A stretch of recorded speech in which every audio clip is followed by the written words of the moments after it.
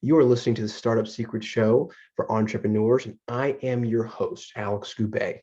My mission is to help entrepreneurs make a difference and navigate the messy world of startups or relaunches or pivots. There's so many different ways. You just have to keep going. Now, join me today where we dig deep with our guests and get the best concepts and strategies to fast track your business. Today's special guest is Daniel Koffler. Daniel, how are you today? I'm doing great. Thanks for having me. Excellent. So I put a lot of words out there right there, but let's start here. Who is Daniel Koffler in a few sentences, words?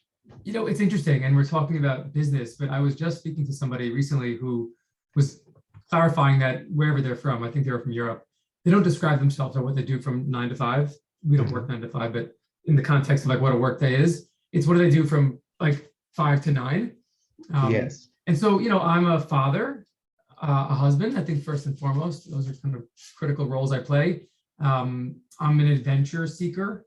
I love doing things that my mother would rather I don't do. So, scuba dive, climb mountains, jump out of airplanes, ride motorcycles, things like that give you kind of a little bit extra adrenaline rush. Or what I love spending my free reading. I read nonstop. I'm always reading. Yeah. And that's a good segue into kind of the work.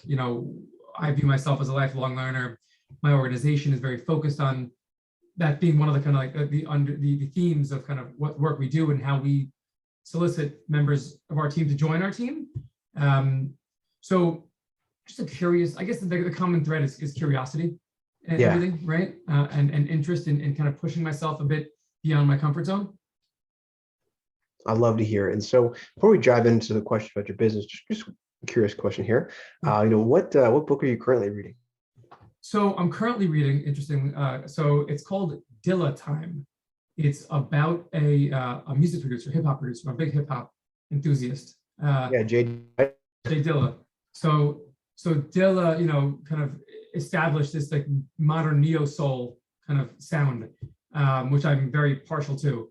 And the book I thought was about like his life story, which I would have loved to read. And it is about that, but it's not exclusively about that. It's about how he reframed timing in music. And I'm not like a music historian, so I'm digging into this in a different way than I kind of expected to, and how African sounds and American sounds and European sounds kind of have a certain influence and certain prejudice in terms of how we expect to hear music, and how he slightly like set that off center and established this whole new kind of genre, if you will. Not by itself, but kind of underpinning other genres. And then, of course, the overarching theme of, for great artists, like they're never really fully appreciated until they're gone. And I'm at the point of the book, I'm almost finished with it, where he's now gone. Sorry, spoiler alert for those who aren't aware, he died a number of years ago.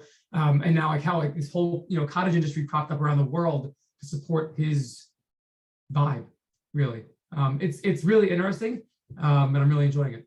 Hey, I love to hear that. And that's such a theme I can hear just in the first 5 minutes. You are a curious person. And the way I've seen it personified the best is how people multiply ideas that are not typically put together, but the strategies around them, how someone got to that thinking. So that's what I really appreciate. And so, now let's kind of dive into your business a little bit more. And please.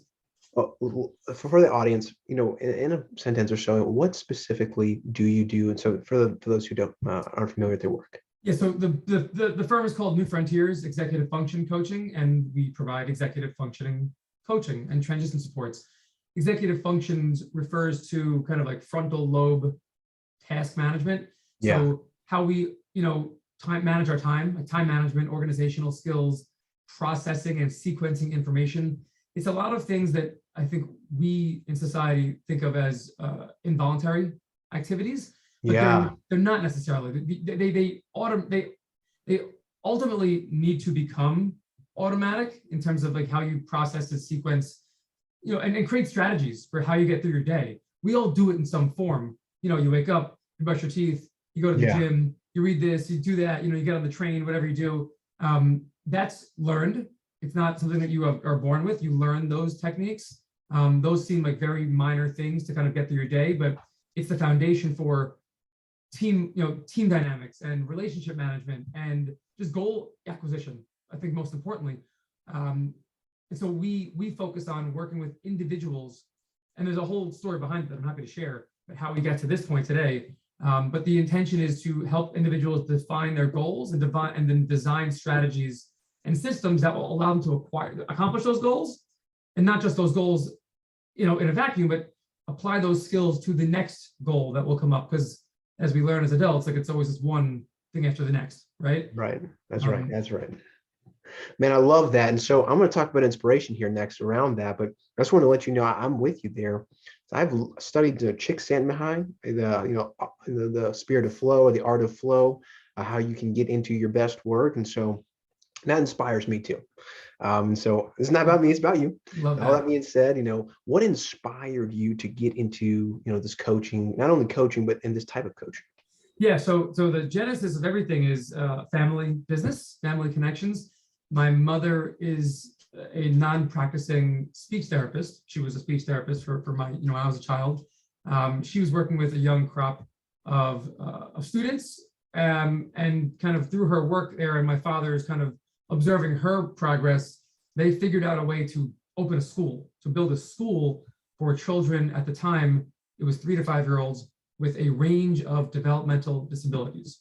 So the idea being, if you have an academic component with a related services is the term used for, like, speech therapy, physical therapy, occupational therapy. You can combine related services and academics under one roof. At least in New York State, there's funding available that the state will make available for you to provide services to these individuals. That experience, and this is like a very short version of a long story. I'm taking notes. I love this. I love that emotional connection, man. Oh, good. Well, it's gonna get better. Let's go. So my father took that learning about how to manage both early childhood populations and special education populations, and essentially, instead of relying strictly on government contracts, to open private schools, independent for-profit schools in and around New York City, where we were based, with the intention of saying, listen, like, this particular neighborhood or this community, so this, like, learning community or this physical neighborhood, or a combination of the two, is lacking in this particular programming, pedagogy, etc.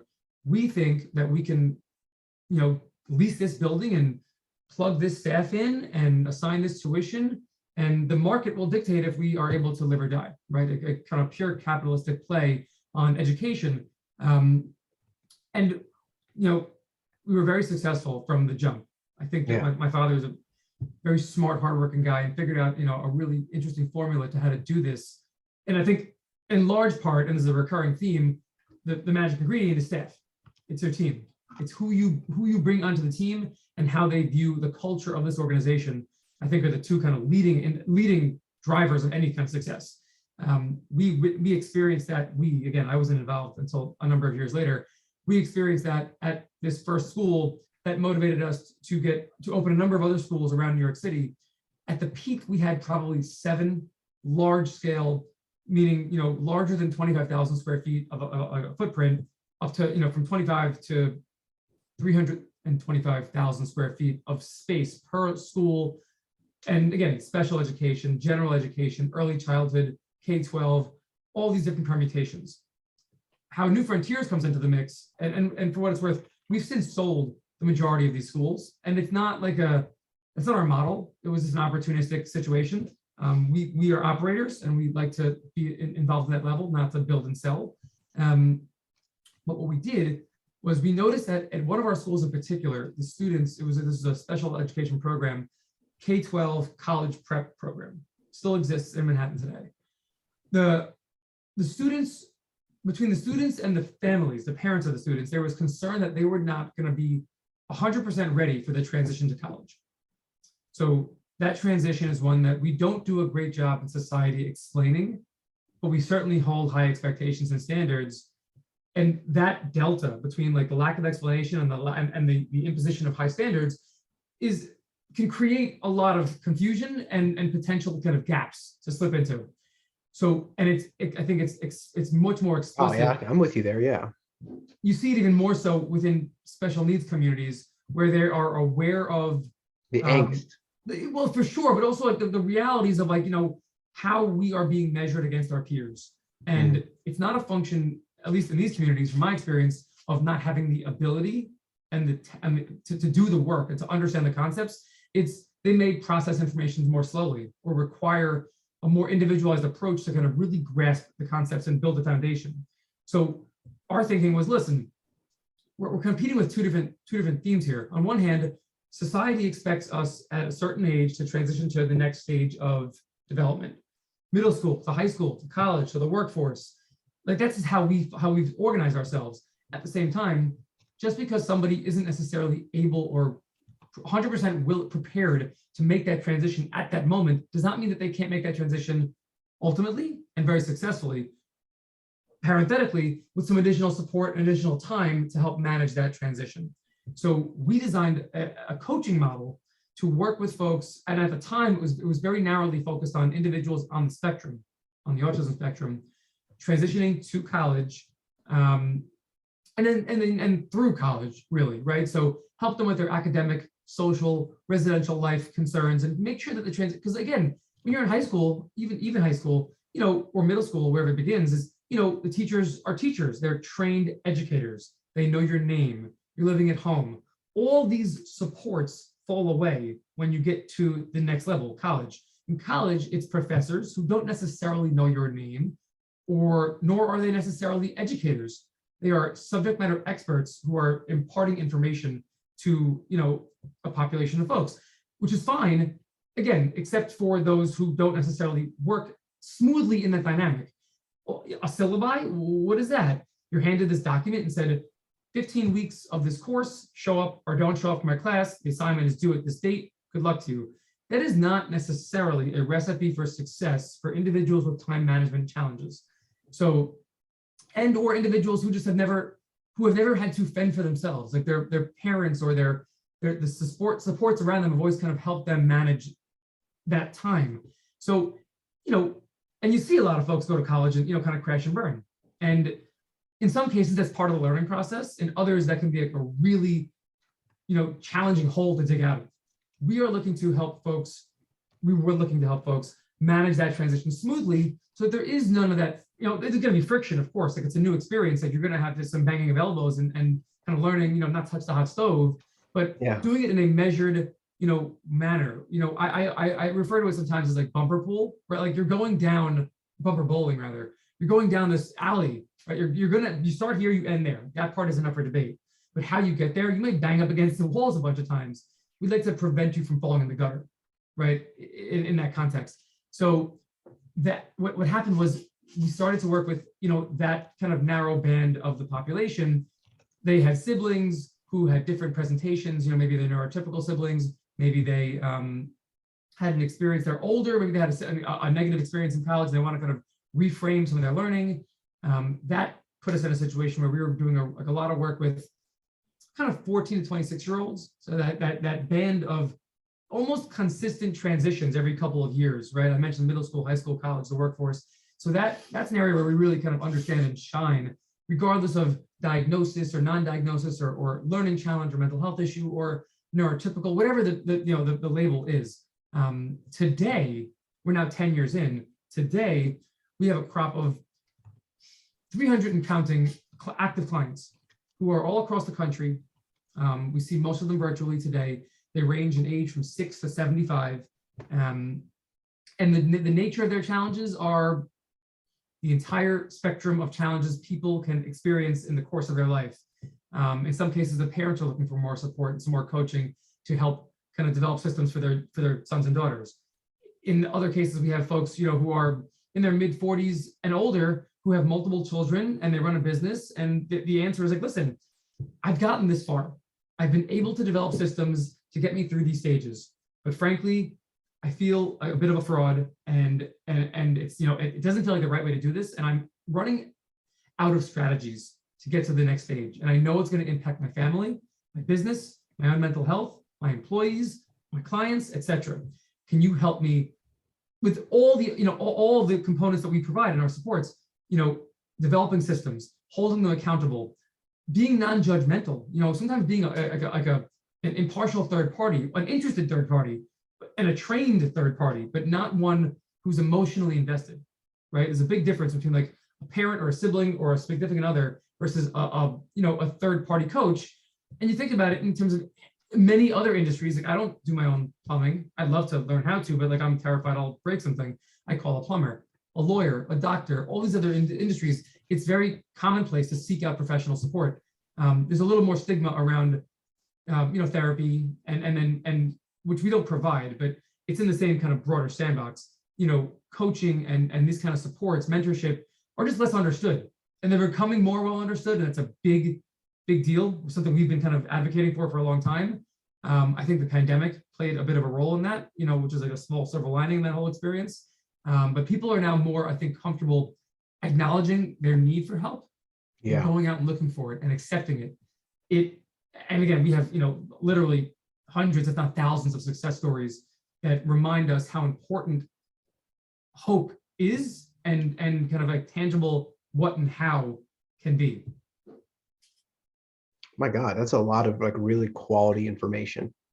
It's a lot of words. I appreciate you taking No, it wasn't like just like demonstration of noise type words. It was like, here's a really cogent way that we've been able to help people from all, from 6 to 75. But I really zoned in when you said that 14 to 26, and you described the multiple transitions that occur at that time, because your frontal lobe, your decision making, especially I think for men, is not fully developed till 25. Correct. So getting a lot of those skills early, especially when people are transitioning up. But one piece I'm going to focus on so I'm not going to, this is usually your conversation, but I really want to highlight, this is amazing. Impersonal doesn't work for everyone. Like you don't want people to fall into that gutter. It's like when people get that syllabi first week of school, and it's like, what do I do? It's like, unless you having that early, like you see the people you work with at 40, but man, if you can get them between 14 and 26, that is an amazing time to set the habits, the habit loops, really set them up for life. Early intervention is kind of the term that's been coined in the industry, in the broader industry, in the education space. And it usually applies to 0 to 5.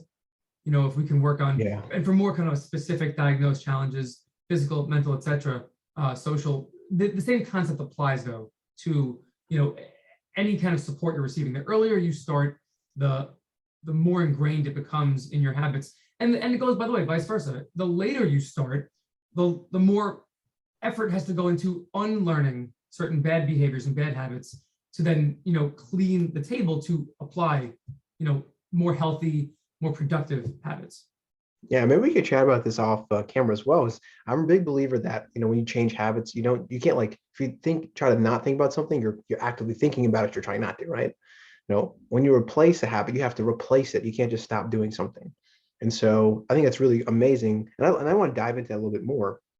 Let me ask you this, what piece of the work do you find to be the most, rewarding for you?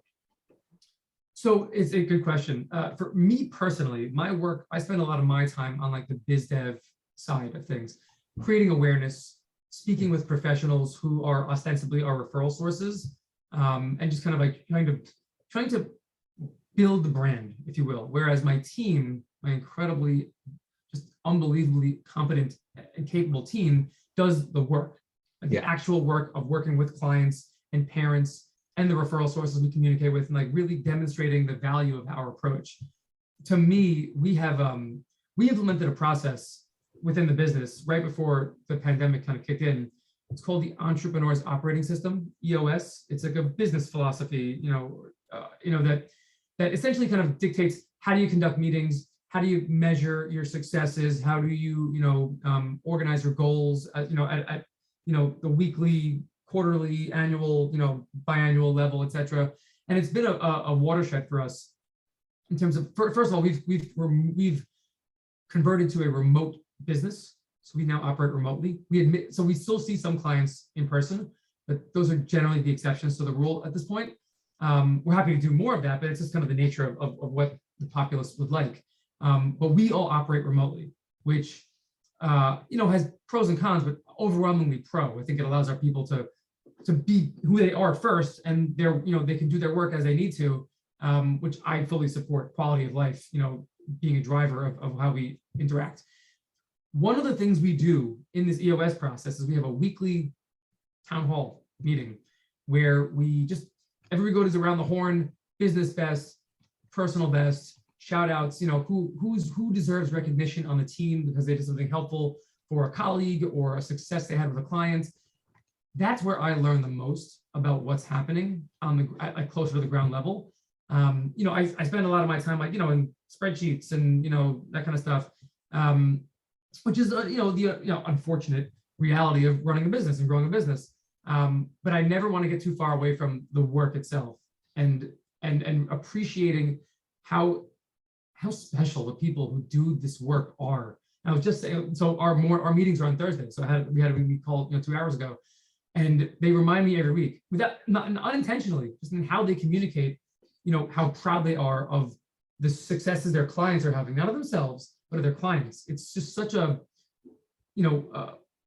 we're selling hope in a sense, right? We're providing hope. That to me is an intangible that can't be gotten in other industries, despite the ability you may have to earn more in other industries or kind of gain more recognition. I'm all for that as well. But this intangible piece that we are helping people improve their lives in a way that will work for them and everybody around them, to me is I wouldn't trade it for anything. That's very much inspirational, man. It does make those spreadsheets or those, say, HTML coding hours worth it.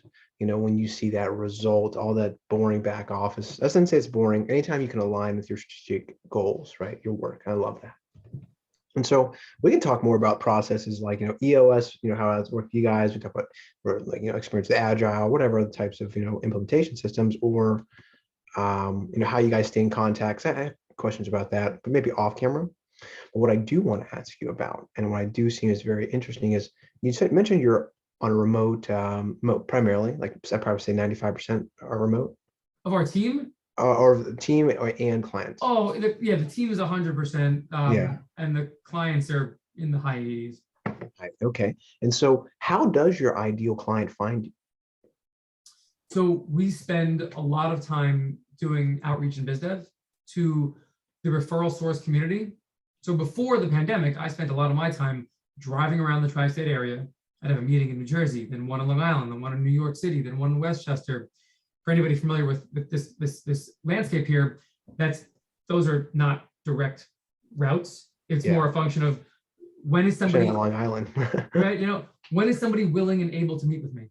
And I, living in fear is a strong way to word it, but the reality is, I recognize that while I think our services are super important, I think about it, I need them more than they need us.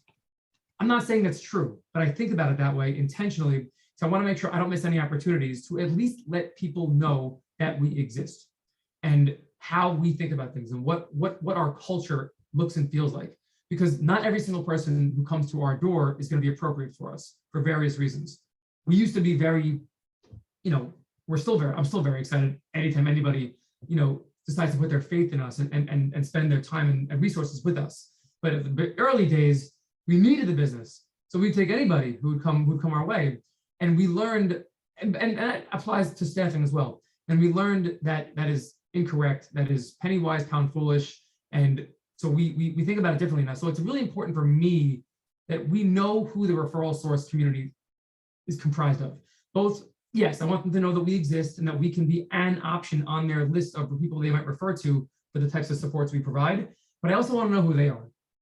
And so I have a lot of conversations that look something like this with a more pointed agenda on my part, right?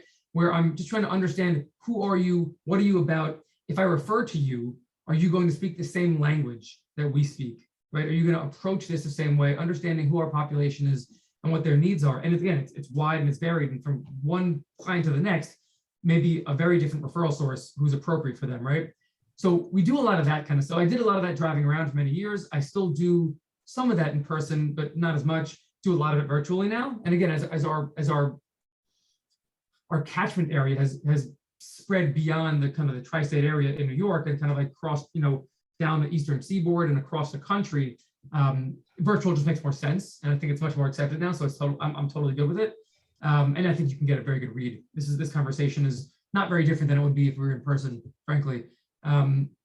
The other side of it is we have a very, I think, finely tuned SEO and PPC, campaign that we have not historically been experts in this space. We had to learn this because that was the nature of like success, of survival and success.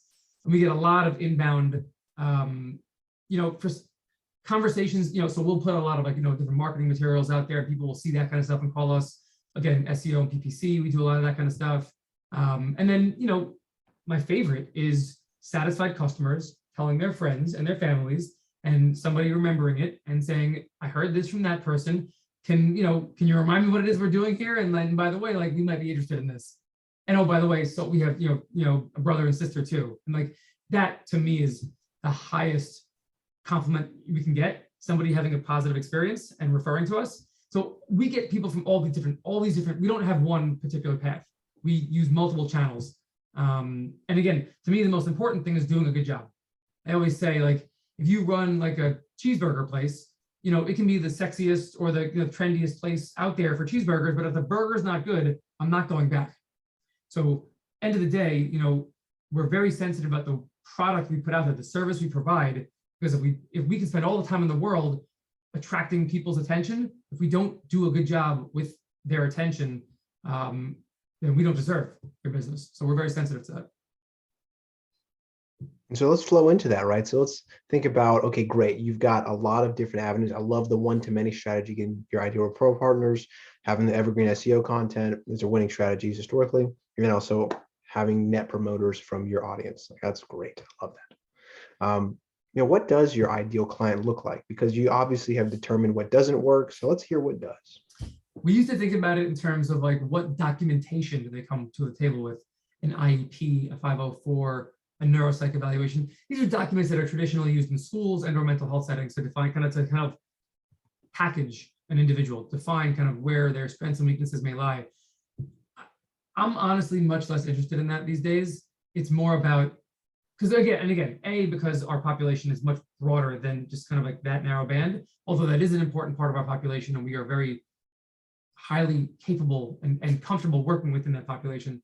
But because we have 6 to 75, neurotypical to diagnosed in a variety of ways, it's less important what that piece of profile looks like than are you willing to do the work? Do you, it's one thing to raise your hand and do the research online and say I'm struggling and executive function coaching seems like the right thing for me. But are you really willing to do the work? Because once, we understand people come to our door and they say, listen, this sounds great, but, I'll call you back. And then 8 months go by. And it's not for us, we don't want to, nor are we prepared to jam this down someone's throat. It has to be willing. So one of the limitations we have is I can't just go knock on everyone's door. We're not selling Coca-Cola. It's not something for the masses. While I can make a very strong argument, in my opinion, that everybody could benefit from coaching. I don't think Coca-Cola is for everyone. Now, don't sue me, Coca-Cola. By the way, I don't drink it either. So maybe it's a bad example, right? But I'm with you. I understand what you're saying. Coaching, I can make a strong case for that. It would be valuable for anybody. There's nobody I've met who wouldn't benefit from coaching, different from needing it. So people tend to seek these types of supports out when they need it rather than when they want it. Now, we are changing that dynamic a bit. We are getting folks coming to us who are looking to go from good to great, which is excellent. And it's I use the LeBron James example all the time. He's obviously a world-class talent, but he didn't get there.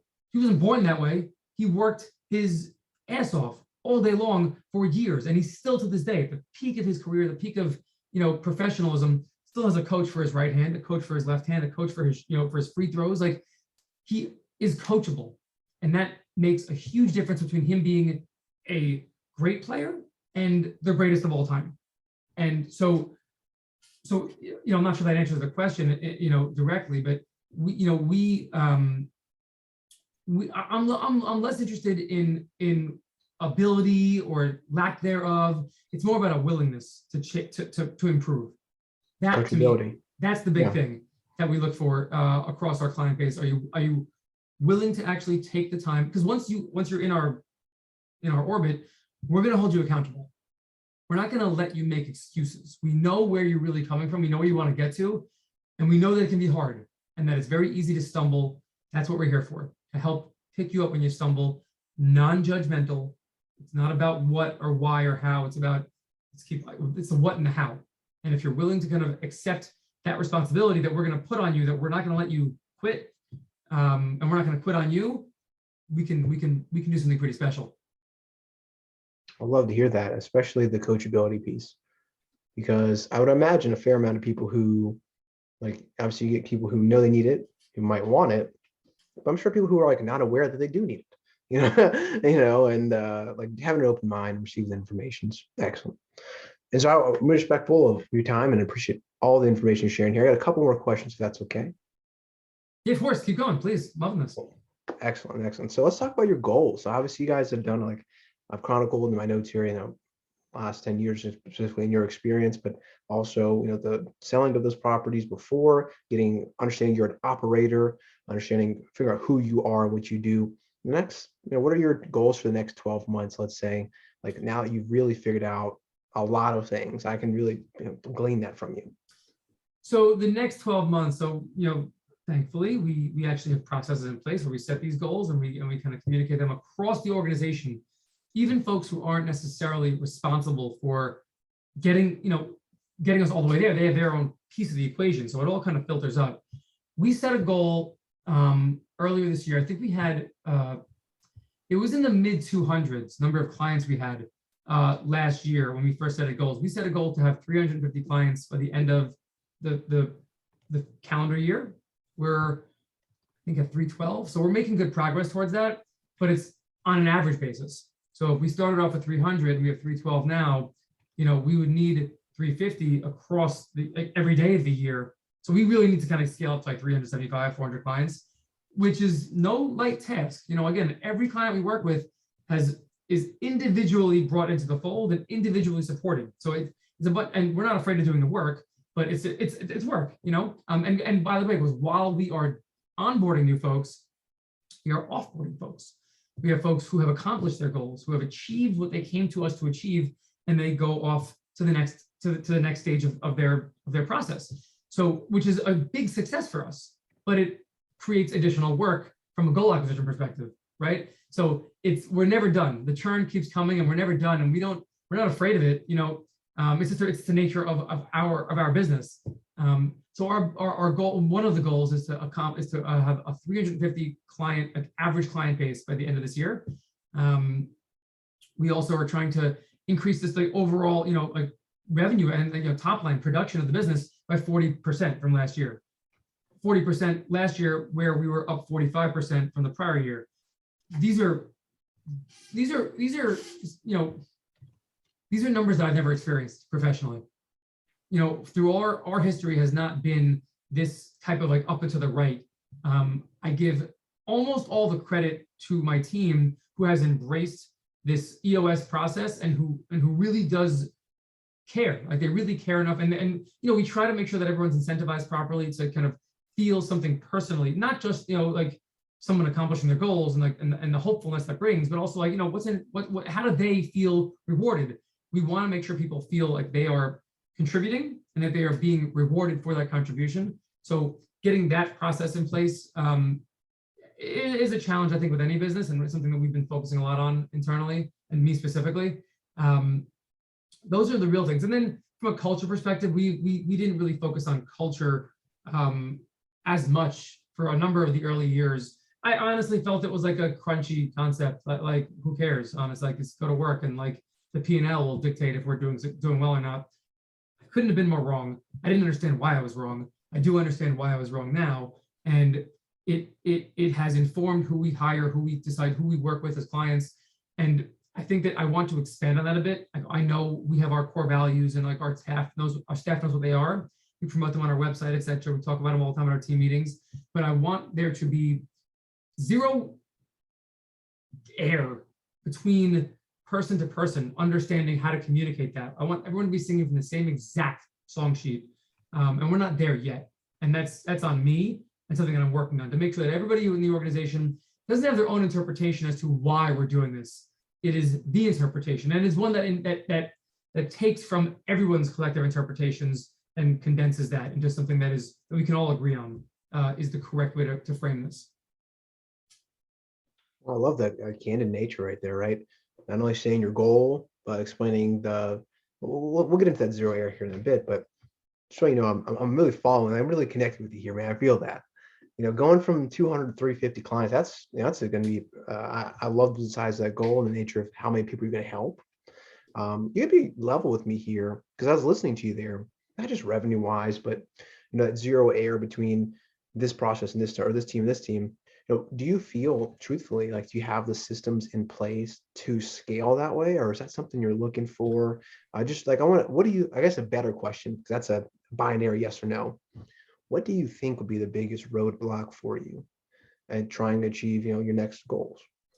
Um, it's talent, but not in the way that that comes off. We have an incredibly talented team who stretches themselves beyond their natural talents to get us where we are, and that's incredible. I think we just need more of it. We need more. We need people who have different skill sets, but also can are comfortable within our culture.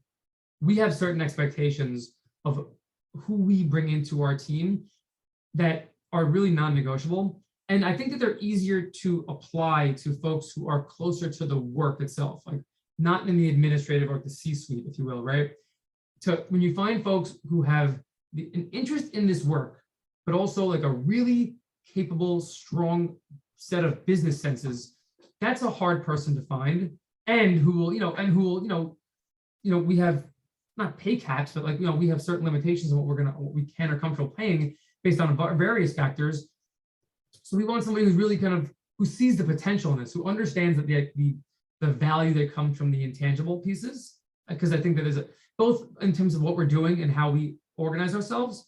So, I think that there should be credit given for quality of life decisions and for the work we're doing. Not everyone agrees with that, and that's totally okay. Some people are in it for the money, and that's nothing wrong with that. Like, this is America. I get that. But at the same time, there are many people out there who either never thought about it before, or they were in the wrong environment, or the pandemic shifted something for them in some cases. We're like, what really makes a difference here? Yes, I want to be compensated. Yes, I want to be rewarded for the work. But what really makes a difference is that intangible piece. Finding those people who where those two ends meet is difficult, not impossible. We have many of them on a team right now. And what's great about that is that people like that beget people like that. That's who they surround themselves with. Yeah. But unintentionally, for the most part, right? It's who they went to school with. It's who they worked with previously. So we do have avenues to look for those kind of people, but it's also hard bringing people onto a team that is fully remote. We have good processes to do that, but it's not the same as being in the office every day. So like bringing them into the culture is just something that we've done successfully to date, but it's a challenge. It's something it's just not as easy as it used to be. So those are kind of the obstacles that I see. It's finding the right people to help from more a business sense than a services sense. But in any case, anybody we bring in, we're very sensitive about how they fit into the team, and how do they do that in the context of a remote world.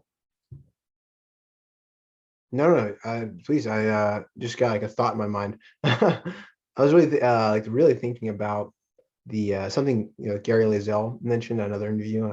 I've talked to several people who are not, they aren't like doing e-commerce, etc. They're in similar consultative type businesses. They really start thinking about that talent piece. Once you've got product market fit or the right offering, and you've got the systems around it, man, the people really, they do beget people like themselves, and there's a snowball effect. But those first two or three, that's the hardest part.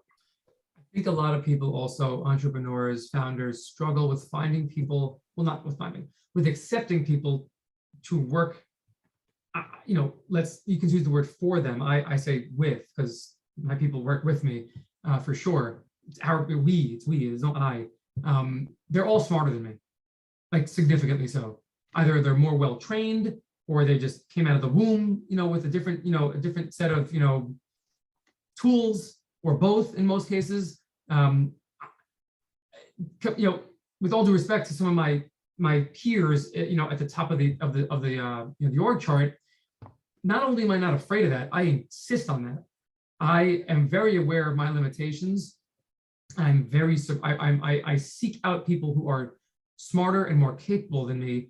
I have zero fear of them taking my job, not because I own the business, but because the business would be in better hands in some respects, right? Like their heart is in this. They come to this. It's almost like, you're born with siblings and you find your friends. Kind of like I'm born with my tools, and then like I find these other people who have such a more interesting perspective and a deeper appreciation that they can communicate better than I can. Like all these different things that lend themselves to our success as a business and our client base having a better experience.